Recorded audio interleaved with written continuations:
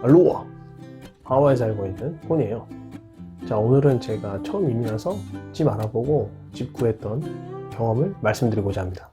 이민 오시면은 처음에 이제 집을 알아보게 되는데 영어가 유창하다면 괜찮겠지만 영어가 또 안 되시고 이러면은 좀 두려우실 수가 있습니다. 엄청 높은 레벨의 영어를 구사해야지만 집을 구할 때 커뮤니케이션이 되거나 그런 거는 아니니까요. 영어에 대한 두려움은 조금 내려놓으셔도 될 것 같고요. 요즘 같은 경우는 인터넷을 통해서 집을 알아보는 방법들이 너무 흔하고 또 잘 돼 있기 때문에 저 같은 경우도 인터넷을 통해서 집을 알아봤는데요. 그래서 제가 집 알아볼 때 굉장히 유용하게 사용했던 두 개의 사이트를 아래 링크를 걸어두도록 하겠습니다. 첫 번째는 진로라는 사이트인데 미국 내 전역을 지도를 통해서 집값 또는 월세를 확인할 수가 있고요. 지도를 통해서 보다 보니까 지역별 시세라든지 또 지역별 특징도 확인할 수가 있고, 이 사이트 같은 경우는 부동산 에이전트들이 많이 올리기 때문에요. 평균적인 시세 또한 확인할 수가 있는 아주 유용한 사이트입니다. 두 번째 사이트는 크레이그리스트 오아우라는 사이트인데요. 우리나라로 치면은 중고나라 같은 사이트인데 개인과 개인이 중고 물건들을 직거래하는 그런 사이트고요. 중고 매물뿐 아니라 집도 많이 올라오거든요. 그래서 집주인 또는 부동산 에이전트들이 이 사이트에도 집을 많이 올립니다. 우리나라도 중고나라 사이트에서 사건 사고가 많듯이 이곳에서도 이 사이트에서 사기꾼들이 많이 있습니다. 저 같은 경우도 2명의 사기꾼들과 이메일을 주고받은 경험이 있는데요. 일단 사기꾼을 피하기 위해서는 제가 생각할 때는 기본적인 이곳 집 구하는 룰을 알면은 사기를 피할 수가 있는데요. 제가 이곳에서 이제 집을 알아보면서 보니까 전 세입자가 이사를 나가죠. 그러면은 집주인 또는 그 집을 관리하는 부동산 에이전트가 집을 수리하시고 청소하시는 분들한테 의뢰를 해갖고 깨끗하게 청소를 해놨습니다. 그 다음 세입자는 깨끗하게 수리되고 청소된 빈 집을 확인한 후에 그 집이 마음에 들었다. 그러면은 부동산 에이전트 또는 집주인한테 계약서를 받아갖고 이곳이 이제 미국이다 보니까 저의 개인 신용 등급 크레딧 스코어라고 하거든요. 그거하고 전에 살던 집주인 전화번호 연락처를 적어서 이제 신청서식으로 냅니다. 그 집이 만약에 평균 시세라면은 모르겠는데 평균 시세보다 굉장히 저렴한 금액이 올라가 있다. 그러면은 한 명만 보는 게 아니라 저만 그 집을 보는 게 아니라 여러 명이 보겠죠. 그럼 여러 명이 보고 마음에 들면 그 계약서를 쓰고 지원서식으로 집주인 또는 부동산 에이전트한테 냅니다. 그러면 그 집주인이나 부동산 에이전트는 세입자를 고르는 기준은 단 한 가지예요. 월세를 잘 내는 세입자를 구하는 거죠. 그러면은 그 여러 명의 세입자 중에 아까 말씀드린 크레딧 스코어라든지 전 집주인한테 연락을 해서 집세를 잘 내고 문제가 없었는지 확인한 다음 최종 1위를 선택해서 계약을 하죠. 보통 계약하면은 이제 1년 계약합니다. 여기는 최소 1년. 그 다음에 계약이 성사가 되면 한 달치 보증금을 걸고 이제 계약이 성사가 되면 이렇게 쭉 사는 거죠.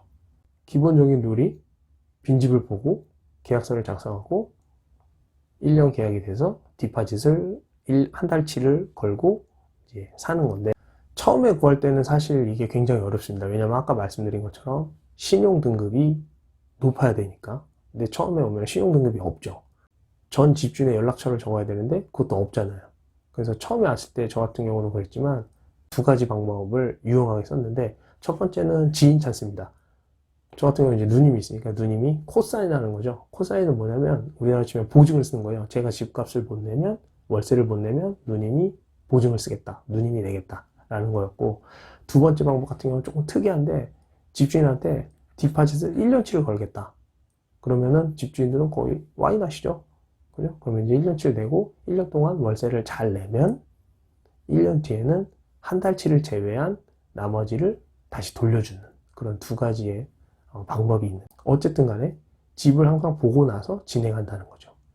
근데 크레이그리스트 오아우에서 이제 사기치는 놈들이 어떻게 사기를 치냐면,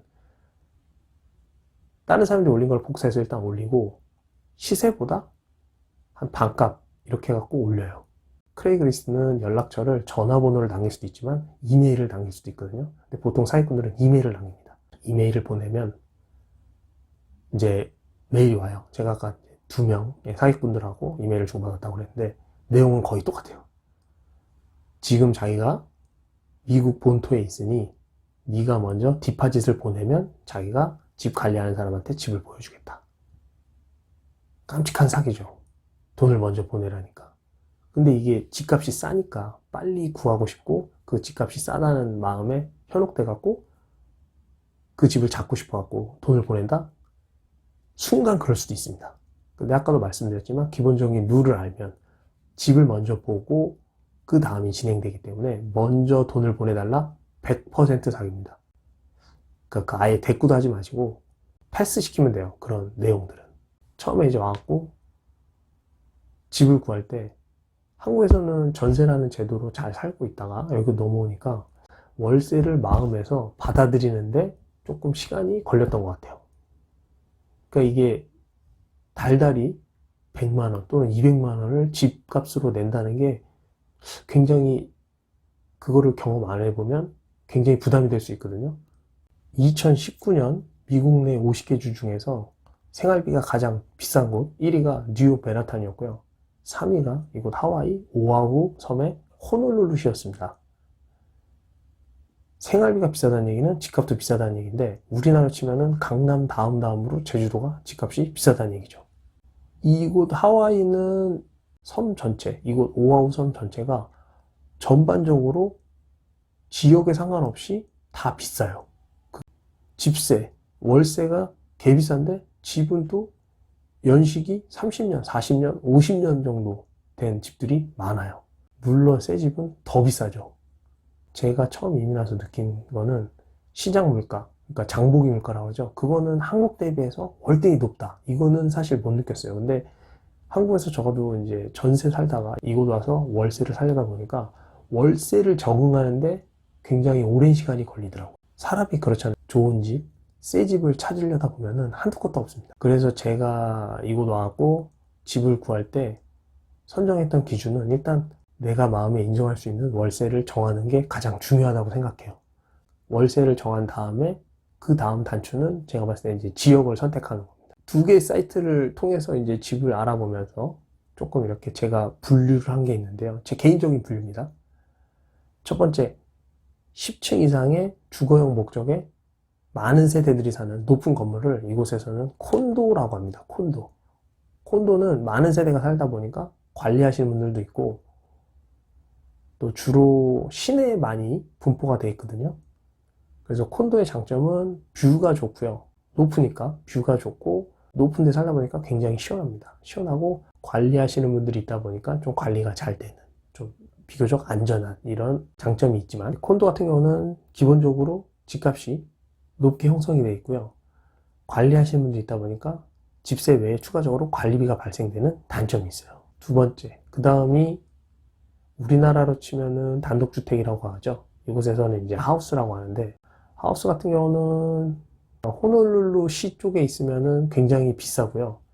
호놀룰루시 외의 지역으로는 조금 더 이제 가격이 내려가는 특징이지만 하우스 자체도 전반적으로 집값이 높게 형성돼 있고 글쎄요, 일단 조용하게 길가의 집, 큰 대로변의 집이 아니라면 조용하게 살 수 있고 프라이빗하게 살 수 있는 장점이 있지만 전반적으로 집값이 높고 계약 조건에 따라서 다르겠지만 기본적으로 집값 플러스해서 잔디 깎는 비용이라든지 쓰레기 처리 비용, 물세 추가될 수도 있는 단점이 있습니다. 세 번째는 우리나라에서 이제 빌라라고 하죠. 한 건물에 뭐 6유니트 또는 10유니트가 있는 계단을 통해서 이렇게 다니는 집. 이곳에서는 이제 APT, 아파트라고 하는데 아파트 같은 경우는 시내에 많이 분포가 돼 있고 전반적으로 콘도나 하우스에 비해서 월세가 좀 저렴합니다. 그리고 이제 월세 외에 청소 비용이라든지 쓰레기 처리 비용, 뭐 물세 이런 추가 비용이 없습니다. 그래서 가격적인 측면에서 굉장히 매력적이고 단점 같은 경우는 빌라의 느낌이다 보니까 관리하시는 분들이 없어서 약간의 그 좀도둑이라든지 아니면은 또 이 아파트들 같은 경우도 아파트들끼리 이렇게 모여 있고요. 전반적으로 하와이가 개발을 못하는 지역도 많이 있거니와 집을 지을 때, 도시 개발을 할 때 집과 집 사이를 너무 가깝게 붙여놨어요. 특히나 아파트 같은 경우는 여러 가구가 사는데 아파트와 아파트 사이를 너무 붙여놔서 조금 소음 문제라든지 좀도둑 문제라든지 이런 부분들이 조금 단점이에요. 그럼에도 불구하고 가격적인 측면에서 봤을 때는 아파트가 저한테는 딱 맞는 선택이었기 때문에 저 같은 경우는 아파트를 선택하고 집을 알아봤고요. 처음에는 이곳의 실정을 잘 모르기 때문에 시내, 그러니까 호놀룰루시가 좋습니다. 이곳은 제조업이 없고 관광업으로 먹고 사는 곳이다 보니까 와이키키 주변에 아무래도 직업이 많아요. 저 같은 경우에는 가격을 정하고 지역, 호놀룰루시에 이제 집을 구했는데요. 처음에는 잘 모르기 때문에 제 경험에 의하면 시내에서 한 1, 2년 정도 살다가 그러면 이제 이곳의 실정을 좀 알잖아요. 뭐 예를 들면 여러 가지 학군이라든지 어디가 집값이 싼지 어디가 교통이 좋은지 이런 것들을 조금씩 알게 되거든요. 그러면 그때 이사를 가도 충분하다. 다시 한번 정리를 해보자면 기본적인 룰을 알면 크레이그리스트에서 사기를 당하지 않을 수 있고 처음에는 호놀룰루시, 왜냐하면 와이키키에 직업이 많기 때문에 호놀룰루시에서 한 1, 2년 정도 살면서 이곳의 실정을 좀 확인한 후에 그 다음에 원하시는 지역으로 이사하는 게 부드럽게 이곳에 적응하는데 도움이 되지 않을까 싶어서 저의 개인적인 의견을 이렇게 말씀드렸고 오늘은 제가 집을 알아보고 집을 구하고 또 집을 구하면서 나름 터득한 경험을 알려드렸고요. 오늘도 또 소중한 시간 제 영상과 함께 해주셔서 감사합니다. 마할로.